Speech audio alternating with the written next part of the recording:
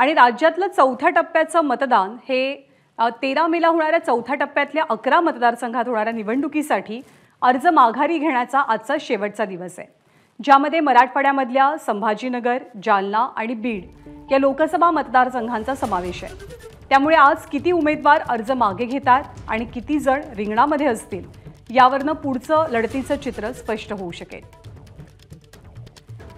कृष्णा केंडे आपल्या सोबत आहेत। कृष्णा, मराठवाड्याचा विचार करता काय चित्र दिसू शकतं? कोण अर्ज माघारी घेण्याची शक्यता आहे? नाही, आज कोण अर्ज माघारी घेईल आज स्पष्ट होईल। चिन्हांचं वाटप देखील होईल आणि त्यानंतर किती उमेदवार रिंगणात आहेत हे देखील स्पष्ट होणार आहे। मात्र काही ठिकाणी उमेदवारी अर्ज मागे घेण्यासंदर्भात निश्चित उत्सुकता आहे। जसं समता परिषदेनं छत्रपती संभाजीनगरमध्ये अर्ज केलेला आहे, घोडके यांनी तो मागे घेतात का हे पाहणं महत्वाचं आहे। एकंदरीत स्थिती पाहिली तर छत्रपती संभाजीनगर लोकसभा मतदारसंघामध्ये 44 अर्ज वैध ठरलेले होते, जालनामध्ये 35 तर सर्वाधिक अर्ज वैध ठरलेले होते आणि अर्ज केलेले होते ते बीड लोकसभामध्ये 55 अर्ज आहेत।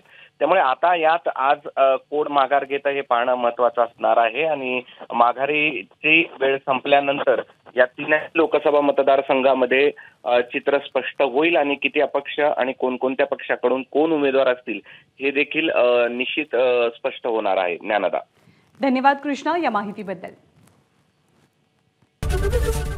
एबीपी माझा, उघडा डोळे बघा नीट।